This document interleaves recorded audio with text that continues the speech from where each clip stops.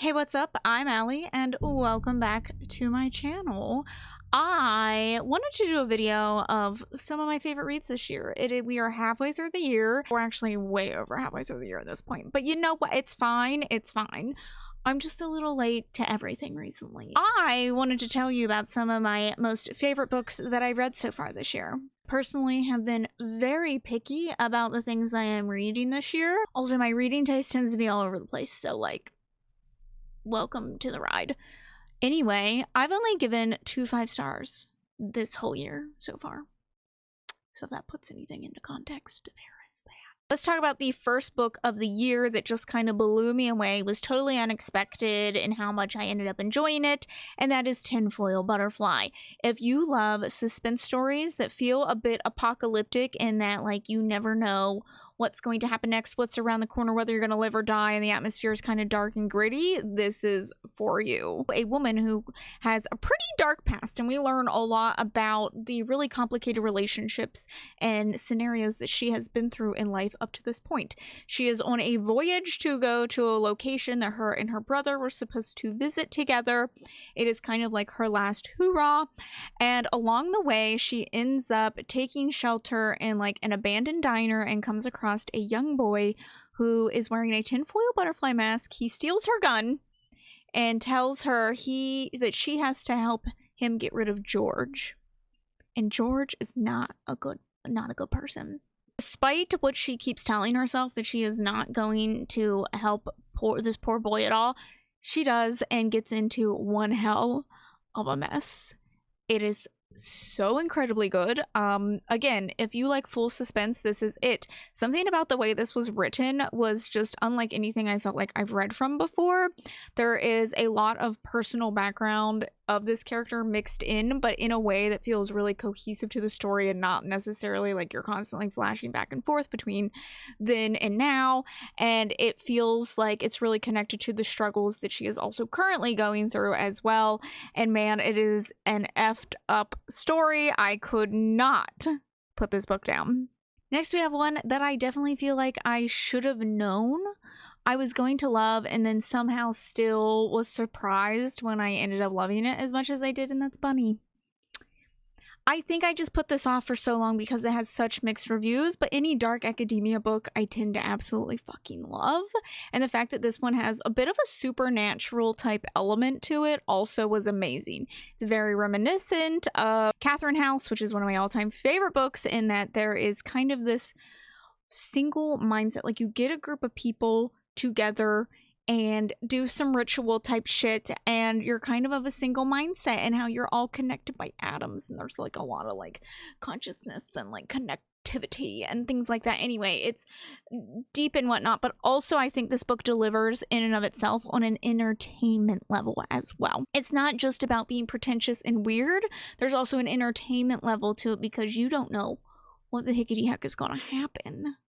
You kind of are guessing what's going to happen, but then you get to like the actual climax of it and you're like, what the fuck is going on? And it's amazing. If you don't know, this is about a woman who is at university, and there is this other group of women who call each other Bunny all the time. And basically she kind of makes fun of the bunnies and doesn't really understand the appeal, but they have a lot of classes together, and they end up inviting her to hang out with them. And at first she's like, oh no, I'm not gonna do that, but then she's like, oh, I'll do it for scientific reasons, you know, let me just go see, like, because who doesn't want to be in a freaking popular group, you know? Who doesn't? I'm sorry, you can be like, no, I wouldn't, but like, these girls seem cool as hell, okay? So of course we're gonna try it out. They seem like they're just amazing and magical, so we're gonna go find out what the hickety heck is going on. And things are weird. They're weird, but like also a bit like enticing. So it's like, oh, I've sampled, and now I need the whole fucking course. So of course she keeps going back, and then next thing you know, she starts to uncover some of the things that they do. There's some rituals involved, and her life sort of starts to become not her own, and it's about her story of falling into that and breaking out of that. So good. Also, I think that there are a lot of different things that could be commentary on this, especially when it comes to women in academia overall and the expectations of women and trauma and how women are like expected to go through trauma to be fantastic artists in the world and like things like that. Anyway, I'm getting too deep, but you can enjoy it on an entertainment level, but you can also enjoy it several layers in and finding out all the deep and dark things to uncover within the text. Okay, I feel like I have to throw a graphic novel in here, and it is also like a horror graphic novel. It is The Me You Love in the Dark, and this is about an artist who is kind of known for a particular style of art. However, it just doesn't feel authentic to her anymore, so she ends up buying what is essentially a haunted house to try to get some inspiration, and she just can't seem to provide what her agent wants. Just can't seem to provide it, and she's kind of on a deadline. She's just feeling really uninspired, and the things that she is making aren't quite her normal artistic style, so she's a little worried about how that will be perceived. She ends up meeting the entity that lives within this house, and they start a bit of a relationship. And things get a little out of hand. I absolutely love this. I love the artwork of this. This is one of those ones that kind of sneaks up on you and is a very great portrayal of kind of toxic relationships in the workplace and at home and with ourselves as well. So this was a really great look into that and how like you can get comfortable in the worst situations and how you come about recognizing when that has gone too far. So I thought this was absolutely fabulous. There's only a little bit of gore in it. This is the graphic novel that has got me back into graphic novels. I used to be like, I feel like I was pretty well known for giving some graphic novel recommendations, and then I kind of fell off because I just wasn't interested in anything, and this brought my love for graphic novels back this year. We have the top two. These are the only books I have given 5 stars to this year. The only ones. The first one is a romance fantasy romance, romantasy, as we should say. That is Between Wrath and Mercy. This was so fucking good. I need more fantasy that follows women in their 30s with children. I need it because it like actually makes sense. This is about a woman whose twin sister is kind of the chosen one type deal, and then some weird things start happening, and basically her twin sister is killed, and when she is older she ends up having a daughter who displays the exact same powers as her sister.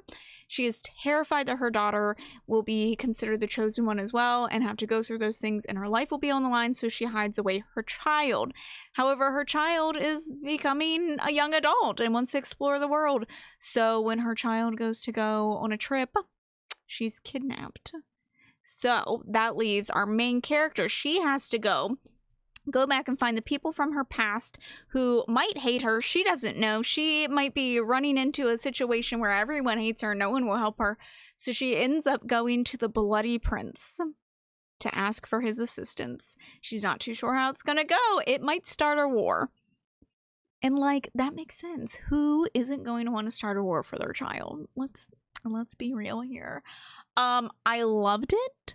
The fantasy aspect I feel like is great. The world building is great. I love the world building. I love a badass main character who like actually has like aching bones and like actually has to work to where she's gotten in life. But also I love the romance part of this. It's like old friends to lovers and like a little angsty, and I love the friend dynamic. This friend group, I'm in love with them all. I want them all to be my friends. I'm a sucker for a really great friend group in a fantasy book, and I love this especially because they are older. They're not as cliquey, I feel like, and I thought it was fantastic. If you are a fan of Sarah J. Maas works, I think you'll be a fan of this because the characters are written pretty similarly in that they are very bantery and kind of there's sexual tension between like everyone basically. So yeah, it is fantastic. I love it. I'm so excited for the sequel that is coming out later this year. My most recent 5-star read has to be Daughters of the Lake. This is a very slow mystery. It's got a bit of a paranormal aspect to it, and it is about generation. It follows like a generational family. It is about the history of this family. It is about a murder that happened centuries before and solving it years later. So we follow Kate, and basically she keeps having this dream about this woman. And then one day she has this dream that this woman has washed up on shore dead with a baby. It just so happens that that day, this dead woman washes up on shore with a baby. However, she died over a century ago, but she's perfectly preserved. So this is about like these weird dreams and how she's kind of like solving this mystery through these dreams. It's also a bit about myths and how today we've forgotten a lot of myths of the original cultures that we come from and the lands that we come from and whatnot. But it's also about generational trauma. It has some ghost elements to it. I think the way that she wrote this was you are so invested in each character's life, because not only do you want to see them succeed, but you want to know what happened, what has happened, and why did this person die, and how did it happen. And it feels a bit like small town drama at times, and I love small town drama. I love that shit in books. So I love this because like you're sitting on the edge of the sheet because you're like, who knows who and who did what, and like who's been keeping the secret all along. And this author does a fantastic job also of like really analyzing characters and really nailing down people in like a really poetic but also really authentic way. And just the writing in and of itself was just so beautiful and stunning. It kind of gave me a little bit of vibes of like Addie LaRue at times. There was some elements there where it felt kind of like that, but I just loved how this had like some myth in it, some mystery. It's got some kick-ass ladies in it. The atmosphere is unbeatable. It's just so good. It's just so good. Those are the 5 best books that I read so far this year. I am excited. I'm feeling more pumped than ever to read more books now. So I'm hoping the second half of the year will lead to even more 5-star reads. But hopefully some of these have piqued your interest and you will give them a try. Let me know what your favorite read so far this year is. Hopefully you liked this video. Don't forget to subscribe to see future videos from me. Thanks for watching, and I'll see you in the next one. Bye!